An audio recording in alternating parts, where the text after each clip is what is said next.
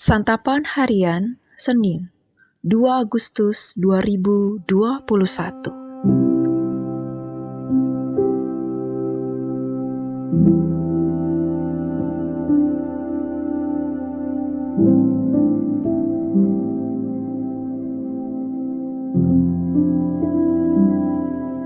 Inilah program Santapan Harian, sebuah program yang mengajak Anda menelusuri isi Alkitab, agar Anda menemukan makna firman Tuhan sesuai dengan konteksnya.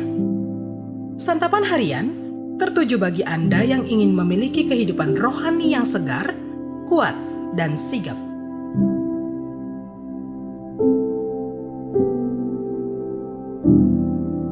Hari ini kita akan membaca 1 Yohanes pasal 4 ayat yang ke-7 hingga ayatnya yang ke-21. Namun sebelumnya, mari kita berdoa. Kami hendak merenungkan titah-titah-Mu dan mengamat-amati jalan-jalan-Mu, ya Allah. Dan kami akan bergemar di dalam ketetapan-ketetapan-Mu. Firman-Mu tidak akan kami lupakan. Di dalam firman-Mu yang hidup, Yesus Kristus, kami berdoa. Amin. 1 Yohanes 4 ayat 7-21. Saudara-saudaraku yang kekasih, marilah kita saling mengasihi, sebab kasih itu berasal dari Allah. Dan setiap orang yang mengasihi, lahir dari Allah dan mengenal Allah. Barang siapa tidak mengasihi, ia tidak mengenal Allah, sebab Allah adalah kasih. Dalam hal inilah kasih Allah dinyatakan di tengah-tengah kita, yaitu bahwa Allah telah mengutus anaknya yang tunggal ke dalam dunia, supaya kita hidup olehnya. Inilah kasih itu, bukan kita yang telah mengasihi Allah, tetapi Allah yang telah mengasihi kita dan yang telah mengutus anaknya sebagai pendamaian bagi dosa-dosa kita. Saudara-saudaraku yang kekasih, jikalau Allah sedemikian mengasihi kita, maka haruslah kita juga saling mengasihi. Tidak ada seorang pun yang pernah melihat Allah. Jika kita saling mengasihi, Allah tetap di dalam kita, dan kasih-Nya sempurna di dalam kita. Demikianlah kita ketahui bahwa kita tetap berada di dalam Allah, dan Dia di dalam kita. Ia telah mengaruniakan kita mendapat bagian dalam Roh-Nya. Dan kami telah melihat dan bersaksi bahwa Bapa telah mengutus anaknya menjadi juru selamat dunia. Barang siapa mengaku bahwa Yesus adalah anak Allah, Allah tetap berada di dalam Dia, dan Dia di dalam Allah. Kita telah mengenal dan telah percaya akan kasih Allah kepada kita. Allah adalah kasih, dan barang siapa tetap berada di dalam kasih, ia tetap berada di dalam Allah, dan Allah di dalam Dia. Dalam hal inilah kasih Allah sempurna di dalam kita, yaitu kalau kita mempunyai keberanian percaya pada hari penghakiman, karena sama seperti Dia, kita juga ada di dalam dunia ini. Di dalam kasih tidak ada ketakutan. Kasih yang sempurna melenyapkan ketakutan, sebab ketakutan mengandung hukuman, dan barang siapa takut, ia tidak sempurna di dalam kasih.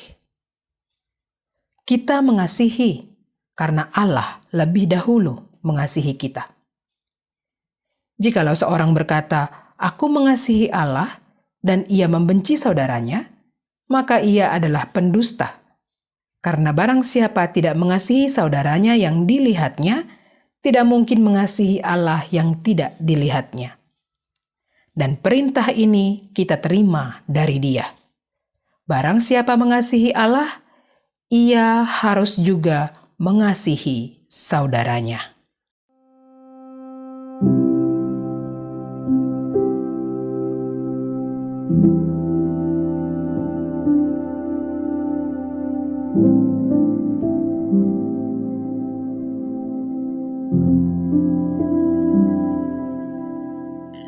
Santapan Harian, firman Allah hari ini membicarakan perihal natur kasih. Kasih berasal dari Allah. Lebih dari itu, Allah adalah kasih. Semua tindakan Allah dilakukan di dalam kasih. Dia mengutus anaknya yang tunggal sebagai pendamaian atas dosa-dosa kita. Dengan demikian, kita juga harus saling mengasihi. Kehadiran Yesus di dunia telah membuat manusia dapat melihat dan mengenal Allah yang penuh dengan kasih. Manusia, oleh karena dosa-dosanya, menjalani hidup di luar kasih, sehingga tidak mungkin mengenal Allah yang adalah kasih.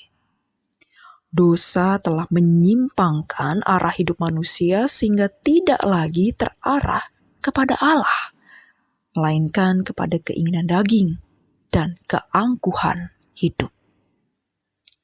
Kasih manusia yang semestinya ditunjukkan kepada Allah, sesama, dan ciptaan lainnya menjadi salah arah karena dosa.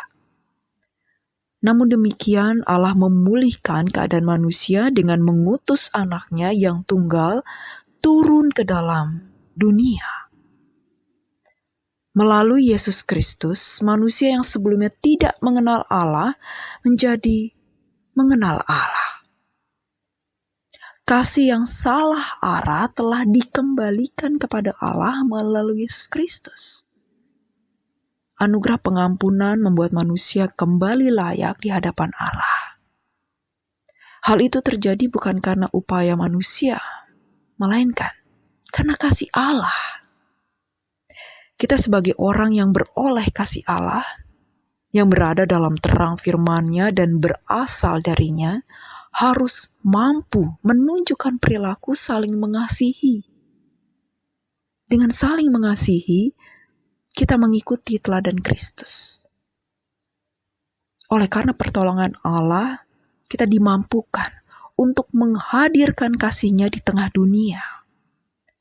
Melalui tuntunannya, kita dimampukan untuk menyatakan kesempurnaan kasih Allah di dalam hidup kita. Kasih Allah menjadi sempurna di dalam diri kita ketika kita menerima dengan percaya bahwa Yesus Kristus mati bagi kita. Bahkan pada saat kita jauh dan melukai hati Allah, Dia berkenan mengampuni, menerima, dan memulihkan kita. Pertanyaannya adalah, adakah orang yang lebih berdosa dari kita sehingga ia tidak layak menerima kesempurnaan kasih Allah di dalam hidupnya? Mari kita berdoa. Kasih yang sempurna telah kami terima dari-Mu, ya Kristus. Itu bukan karena kebaikan kami, namun oleh karena kasih karunia-Mu. Engkau memulihkan, mengampuni, dan melayakkan kami untuk hidup bersama-Mu. Di dalam kasih-Mu Yesus, kami bersujud. Amin.